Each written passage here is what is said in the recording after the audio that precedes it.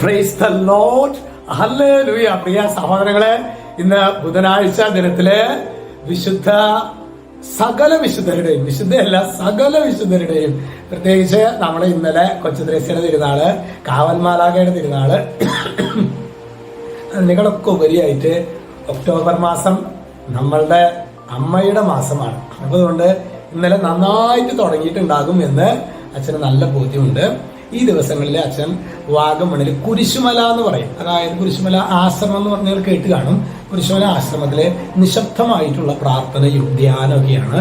സ്വസ്ഥമായിട്ട് വചനം ഇരിക്കുക. ഈ ദിവസങ്ങളിലൊക്കെ ഭയങ്കരമായിട്ടുള്ള ഒരു അനോയിന്റിങ് അതിന്റെ അച്ഛനുണ്ടായിരുന്നു കേട്ടോ. മുഖത്തൊക്കെ കാണുന്നില്ലേ, കുറച്ച് ഗ്രേസ് കാണുന്നില്ലേ.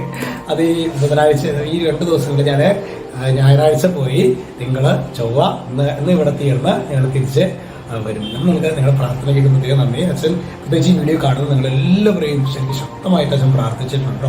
ഈ ദിവസങ്ങളിലൊക്കെ ധാരാളം സമ്പൂർണ്ണ ജപമാലയൊക്കെ ചൊല്ലി, പിന്നെ നോക്കിയ നാളെ നമ്മുടെ വ്യാഴാഴ്ച വണ്ടേ ശുശ്രൂഷയ്ക്ക് പ്രാർത്ഥിച്ച് ഒരുങ്ങി വരണ കാര്യം ഓർമ്മിപ്പിക്കുന്നു.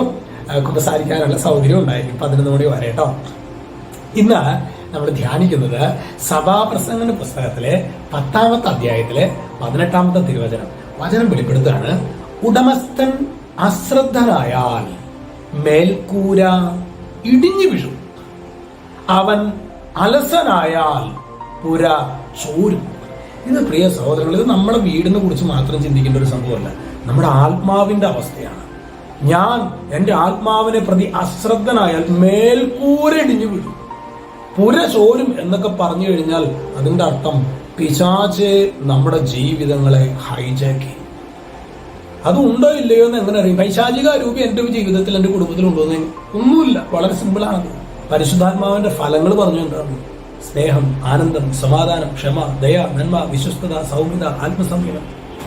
ഇതിന് നേർ വിരുദ്ധമായിട്ടുള്ള സ്വഭാവ സവിശേഷതകൾക്ക് ഞാൻ എൻ്റെ ഉള്ളിലുണ്ടെങ്കിൽ അർത്ഥം ഒരു സംശയവും വേണ്ട, പൈശാചിക സ്വാധീനം പ്രിയ സഹോദരങ്ങളെ നമ്മുടെ ജീവിതങ്ങളിലുണ്ട്. അതുകൊണ്ട് നമുക്ക് ഈ വചനത്തിന്റെ അഭിഷേകം, പ്രത്യേകിച്ച് കൊന്തമാസമാണ്, നോക്കിയേ, ജപമാല മുറുകെ പിടിച്ചേക്കണം. ഒരു കാരണവശാലും യാത്ര പോയി വന്നു അപ്പൊ നമ്മുടെ ലുത്തിയ മാത്രം മതിയില്ലേ, അങ്ങനെ നമ്മൾ പറയില്ല. മുഴുവൻ ജപമാല ചെല്ലണം. മുഴുവൻ ജപമാല ഇല്ലെങ്കിൽ ഒരു സന്തോഷത്തിന്റെയോ ദുഃഖത്തിന്റെയോ അങ്ങനെ നമ്മുടെ കുടുംബ പ്രാർത്ഥനയിൽ ഒരു വിട്ടുവീഴ്ചയും എനിക്ക് കുടുംബനാഥന്മാരെ, കുടുംബനാഥകളെ നിങ്ങളോട് പ്രത്യേകത്തോട് പറയാൻ, നമ്മൾ കുഞ്ഞുങ്ങളുടെ അത് പരിശീലിപ്പിക്കാത്തത് കൊണ്ടാണ് ഒറ്റങ്ങൾ നിന്ന് തല തിരിഞ്ഞു പോകുന്നുണ്ടെങ്കിൽ അവസാനം എന്താ സിന്തറ്റിക് ഡ്രഗ്സ് ഇല്ലേ, അത്, മദ്യം, പ്രേമക്കുരുക്ക്, നമുക്ക് ഓരോ പ്രശ്നത്തിൽ വീണിട്ടാണ് പേരൻസിന് സുബോധം ഉണ്ടാവുന്നത്. അയ്യോ, അപ്പൊ പിന്നെ ധ്യാനം, പ്രാർത്ഥന, ആരാധന. സഹോദരങ്ങൾ, അതുകൊണ്ട് നമ്മൾ വളരെ ഗൗരവമായിട്ട് എടുത്തേക്കണം. ഞാനിതൊന്ന് സ്നേഹത്തോടെ പറഞ്ഞെന്ന് മാത്രമുണ്ടോ, കാരണം വളരെ ഗൗരവമായിട്ട് ശ്രദ്ധിക്കേണ്ട.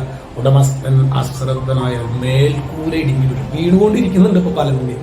അവൻ അലസനായാൽ പുര ചോരും. കർത്താവേ, ഈ വചനത്തിന്റെ ഉൾപ്പൊരുൾ ഞങ്ങൾക്ക് പരിശുദ്ധാത്മാവേ വെളിപ്പെടുത്തി തരണമേ. യേശു ക്രിസ്തുവിന്റെ നാമത്തിൽ ആശീർവദിക്കുന്നു, ഇപ്പോഴും എപ്പോഴും എന്നേക്കും. ആമേൻ.